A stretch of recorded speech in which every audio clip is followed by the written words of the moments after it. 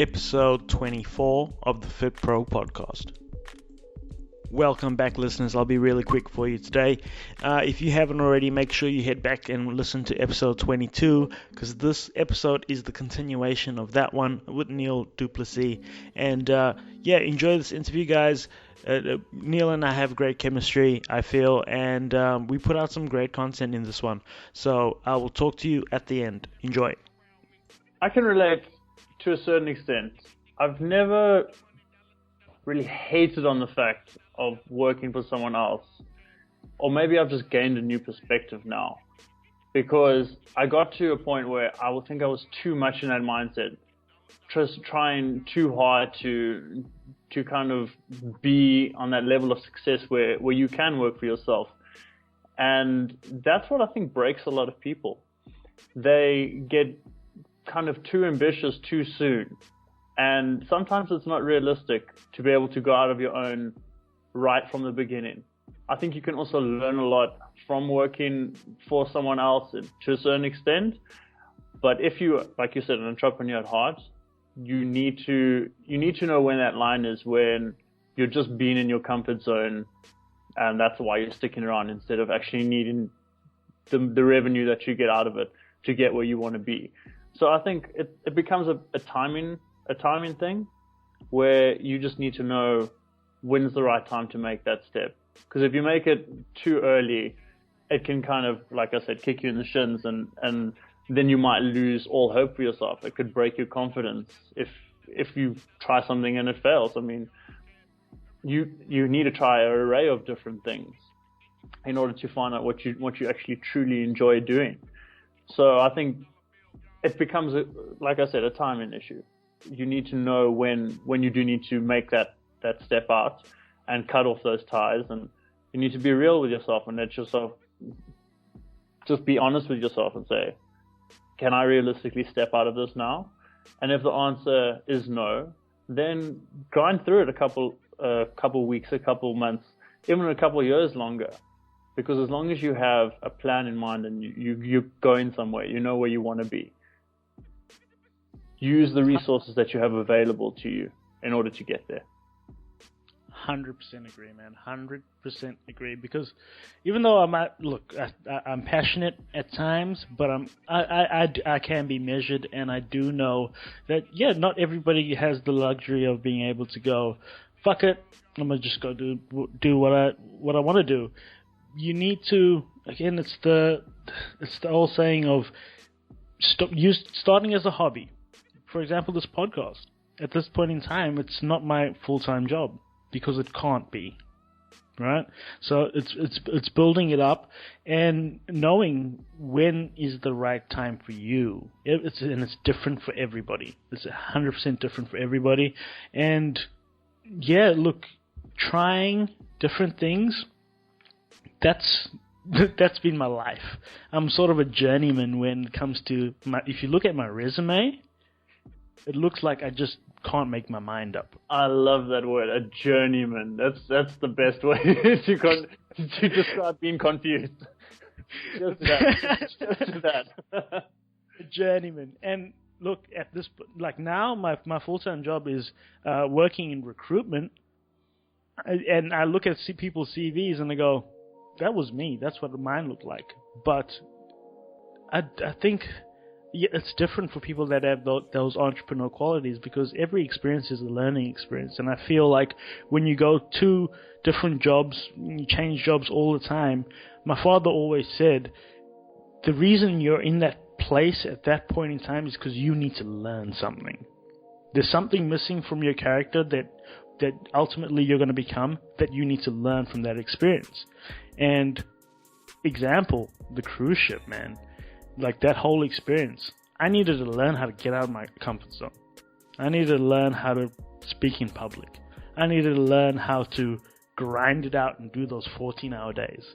I hadn't done that. So I finally figured out what hard work looked like, what it tasted like, what it felt like. We immersed ourselves in what hard work feels like. Definitely. Absolutely, man. And so that's how you've sort of bounced back and stayed on the right track. Now, so far, what's been your highest point? Like, what's been your moment where you've gone, I'm on the right track? It would probably be about 2 years ago when I stepped away from being a little bit less, or being very confused. Let's say that. And coming back into the fitness industry and just taking a step back. And like I said, starting from ground zero, I went back to being a normal personal trainer. I drove around, I became a mobile personal trainer. So I drove to people's houses and I started working with them. And from doing that and from embarking on a program that helps me more with my communication and my leadership skills called Toastmasters, from doing that, I networked enough to start to get into businesses. Now, with a concept that now I call corporate wellness, where basically I go to a business and teach their employees about exercise, about nutrition, about lifestyle, about ergonomics, and just the logistics behind what a desk job can do to your health. And having that basis of being able to work with companies and then taking a step back and looking at the workshops that I now do, because I'm very big into my functional fitness. So I do Olympic weightlifting workshops because my history is actually in Olympic weightlifting. I placed second in South Africa in 2011 at the South African Championship. So that's where my roots are in terms of my own athletic ability. And being able to work with businesses, do workshops, I basically go to CrossFit gyms and work with them. And taking a step back and saying, that's me teaching like 50 people at a CrossFit gym how to do Olympic weightlifting, passing on that knowledge, or working with that company and passing on the lifestyle knowledge that I've gained through my own experience and obviously my studies. That's been the big beam of light for me. That's been saying, you're working in the industry you want to do, you're doing what you love, and you're teaching people about what you're passionate about. And that is translated into my college that I studied personal training through, kind of phoning me up and saying, listen, we see what you've been doing. Can you come speak to our prospect students and tell them what a non-cookie cutter personal trainer looks like? And that's just, for me, it's been so humbling, being able to stand up there and be able to say, listen, I was where you were. I was confused. I didn't know what I wanted to study really in the beginning either. But I decided to put my head down, look at what I'm passionate about, follow that route, and look what I'm doing today. Saying, I'm doing my online coaching, I'm doing workshops, I'm doing my corporate wellness. And now for the college, I even do some lecturing there as well. So it's been a very humbling experience. But the beam of light for me has been able to look at all of those things that I'm doing right now and saying, I'm just teaching people about what I'm passionate about. And for me, that's been it. That's so amazing, dude. And I'm so happy for you because you're not the cookie cutter personal trainer. You know that, and everybody that knows you knows that.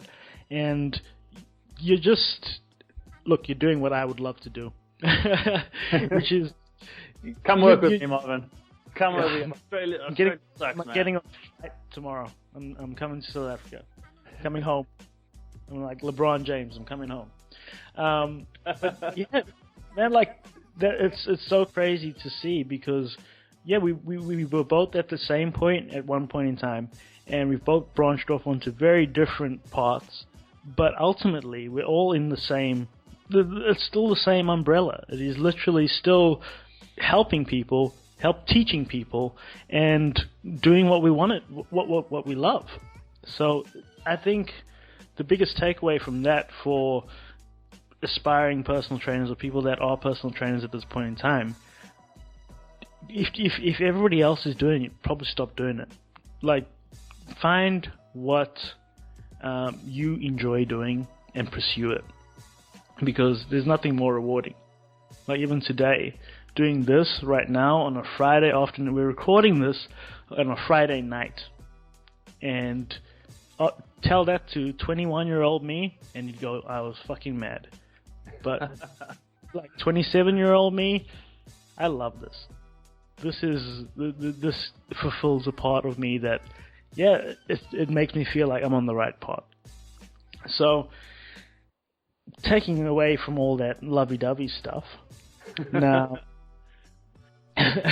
any advice for the personal trainer that's just been inspired by what you've said about not being a cookie-cutter personal trainer and wants to get into the online space of things? What sort of advice can you give somebody?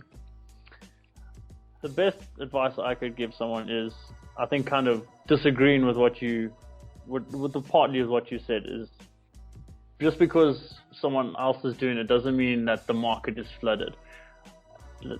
Online personal training has become a huge thing, but I think it's more giving your own spin on it, giving your own approach, like we've been talking about earlier. I give a tailored approach. I give a quality over quantity kind of approach. And if you are passionate about a certain type of training, it doesn't have to be online coaching. It can be at a school, it could be at a college, it could be anywhere. Find what you really enjoy. Try lots of different aspects of fitness if you know that fitness is your passion, and then build on that and make that what you want it to be. Because there's copious amounts of online personal trainers. Like you said, you don't need as much business as people think that do. So don't be scared to go move into a market just because a lot of other people are doing it. If you make it your own and you are actually in it for the right reasons and you're out there to help people and you're spreading your value into the marketplace, you're going to be successful with it. I think the best advice I could give someone is, don't be afraid to move into an industry because of what you've heard about what someone else might have said about it, that, oh, the fitness industry, it's too flooded, you can't make a buck anymore. Look at these instructors, look at these personal trainers at the gyms.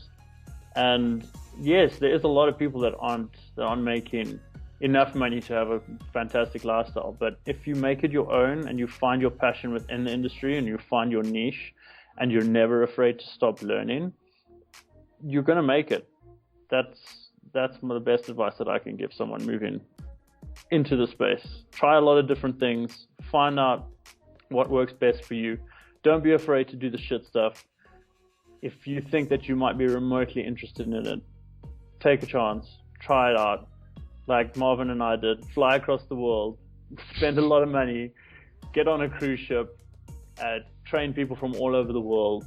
For me, go to Dubai, be a general manager of like this crazy health club, and just find what you love, and then find out how you can make that valuable for other people, and then that's your business. And that's it. That is it. Put some dot points on that. I think we should change the name of this from Fit Pro Podcast to Entrepreneur Pro Podcast.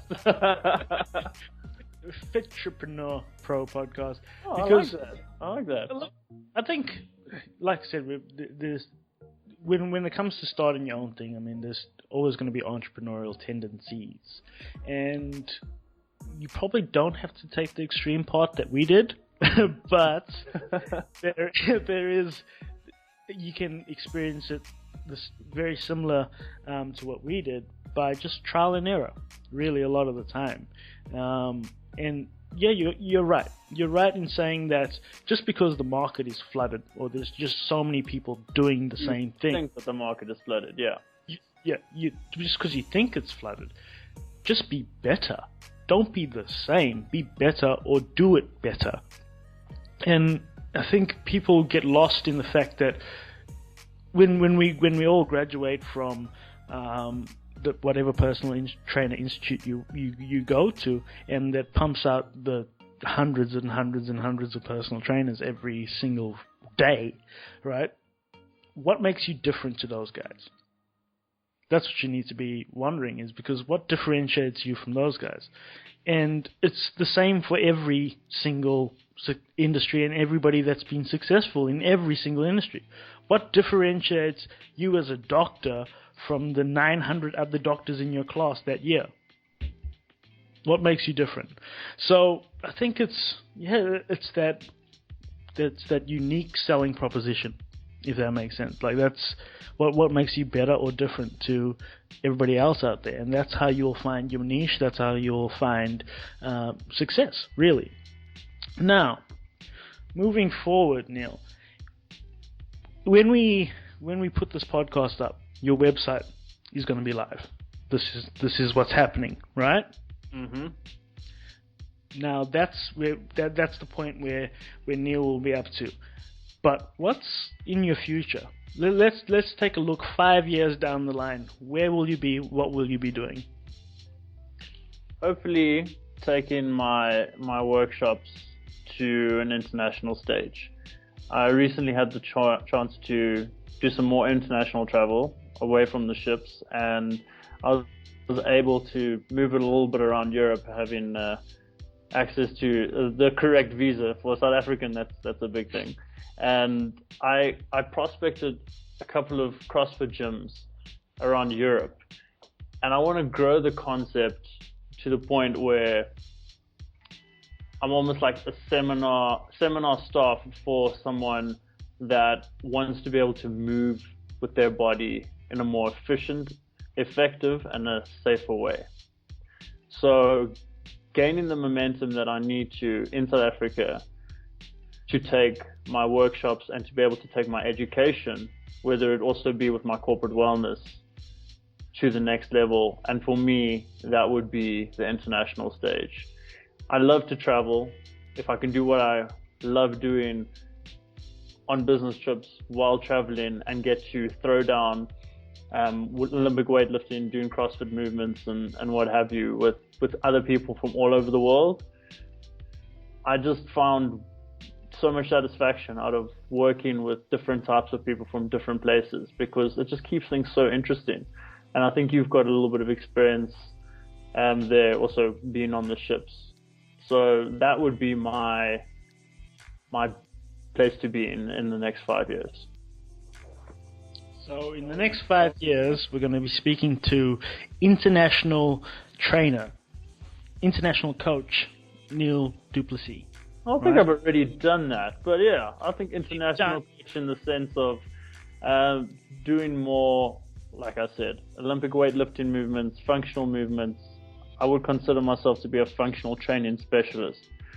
So that's what my qualifications are in, and doing conditioning coaching as well. So maybe moving more out of the general population clients, which is what I'm taking on now, mostly on my online coaching, and moving forward to working with athletes, working with people that I have to do less motivational work with, and doing more teaching them how they can get to the next level through pushing themselves mentally and physically, and what they need to do to get there the right way. Because I think there's a lot of wrong ways to get to the top in some of the fitness industries, in some of the sporting activities.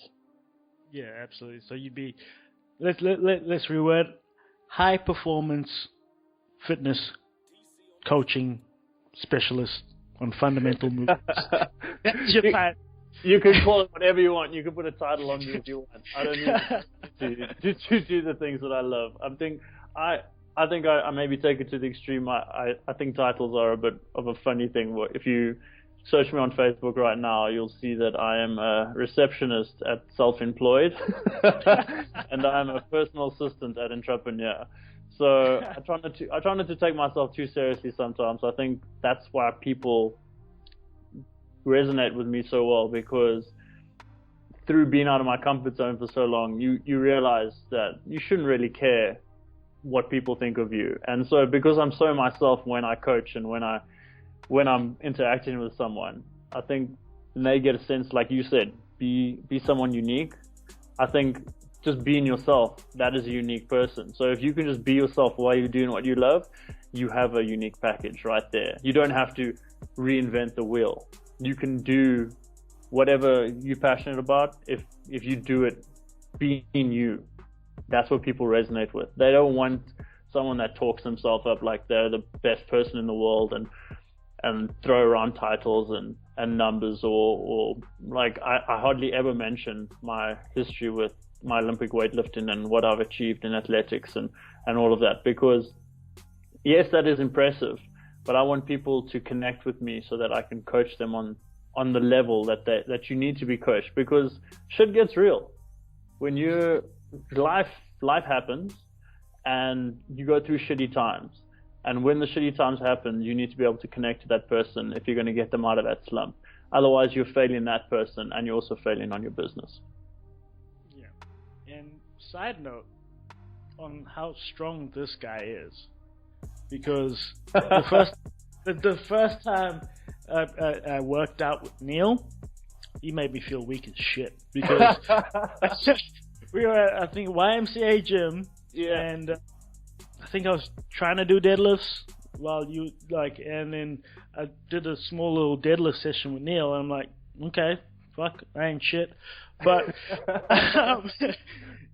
we just look, we were I'd say we were both 80 kilos.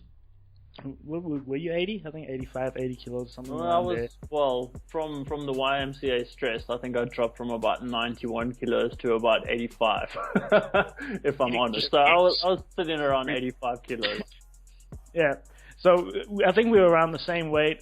I thought I was probably the fittest I'd ever been, but compared to now, not even close. But like, Jesus Christ, man. I don't think people understand the strength of like Olympic level lifting and weightlifting on Neil's level, because this is impressive. It was really impressive, the amount of weight he was just throwing around like it was nothing. And I'm like, okay, I'll just go do dumbbell curls then. Screw you. Screw you guys, I'm going to do dumbbell curls. Like, it's good because you can sort of, I can look back at that and go, that's what somebody who's functionally strong looks like and operates like, and I can sort of model myself on just that experience alone. Like, since then, obviously, I've gotten better at deadlifts. Like, I'm pretty good. I'll just say that. You've got pretty good at deadlifts. I've got pretty good at deadlifts, but then I've also mixed in the functional side of things, so like my squats and my pull-ups and my calisthenics, and it opens your mind when you see somebody that's just, again, that at that level that's higher than you. It's inspiring, and I think you bring that to the table. When it's all said and done, the body of work that you would have inspired is going to be great, and I can't wait to see it. Now, how much time do we have left, Neil? Because when we started this, you said you had 30 minutes. I have no idea how much time has gone by then, but I've got about 10 minutes, so we can end off now, or we can do a little bit more spitballing, or a waffling. I think as we're doing a little bit. A little bit of waffling. All right. So, what is your number one resource that you're using today in order to be better than you were yesterday? Definitely Toastmasters, because my coaching relies on my communication skills, and being able to teach someone in an effective way, you need to get away from just that, from waffling. So if you can communicate effectively, and if you can lead someone to your vision, if you can get them on the bus with you, as long as you're that bus driver and you're getting people on the bus, you're going to be successful with people following you, with people wanting to work with you. And that doesn't help just with getting clients, but it helps with getting partnerships and partnering up with some of the people that I have, particularly in my workshop, with a gentleman called Vuyani Mashengo. He's a very well-known CrossFitter in South Africa, and just being able to leverage what we're doing with kind of what I've been doing in my past with my name and his name, we've been able to kind of catapult ourselves into a pretty good starting position for these workshops. Awesome. So Toastmasters is one of the things you definitely recommend, and I recommend it too. We have them in Australia, and I'm pretty sure they're international. They're all over the place. So hit one of those up. And where can the people find you, Neil? If you go onto my website, you can either send me a text through, I do use WhatsApp, I have Viber, and I also have obviously email. Then you can add me up on Skype. The best way to start communications with me is either through WhatsApp or Viber, and that is when you click on my website on my contact, it'll say get in touch with Neil, and all of my information's there. I do have Facebook, and Instagram is the two things that I'm most active on. So that's the best way to get hold of me. Okay, and in the show notes, I will be putting all Neil's contact details, so you don't need to remember anything right now. But yeah, in the contact details will be, well, in the show notes will be Neil's contact details. Now, Neil, passing, well, your last, let's say, leaving thoughts on what do people need to know, like when it comes to starting an online business, when it comes to being unique, what is your number one tip? For starting on the online presence particularly, or you doing just in general of starting your own thing? Let's go life tip, Neil. What is your number one life tip when it comes to doing your own thing? Get out of your comfort zone, because that will build confidence in yourself. And once you build confidence in yourself and you carry on building on that, you will start to believe in yourself. And once you believe in yourself, no one can stop you. And we're ending it on that because you can't top that at the moment. So that was great. We really need to start our own podcast, I think. I think we should call it fit. What did you call it? Fitpreneur? Fitpreneur. Fitpreneur Pro Podcast. Let's do it, Marvin. Watch the space. Watch the space. We'll definitely be doing this again. I feel like Neil and I, we've known each other for so long, and even if, look, I haven't spoken to this dude in, let's say, a year, like on this sort of level, and yet we still. I feel like I spoke to you yesterday. That's what it feels like. So we will be doing this again for sure. And I've been doing these podcasts for a while now, and I still don't know how to end them. So I just end up saying peace. And like, how do you end a podcast? See you guys. You stay classy, San Diego. Love it, Neil. Thanks for coming on today, man. Thank you for having me, Marvin. Really appreciate it. And thank you all the listeners that are tuning in every week. The show is doing amazing numbers. I'm loving creating this content and having some great guests on. So that being said, thanks for listening and peace. You stay classy, San Diego. Done, man. And that was episode 24 of the Fit Pro podcast with Neil Duplessis. If you want to know more about Neil, all the information will be in the show notes. If you are enjoying the show, make sure you head to fitpropodcast.com, click on your favorite episode, and click on leave a review. Every review matters. And if you haven't already as well, make sure you head to Twitter, fitpropodcast.com. No, that's not it. It's Twitter, fitpropod. Pro Podcast. I'll get there eventually. And make sure you comment and, tweet me. Tweet me. I'm always on there all day, every day. Let me know what you think about the show and how we can make it better. Let's make podcasting great again. Thanks for listening to the Fit Pro Podcast, listeners. And as always, I will see you next week. Have a good weekend.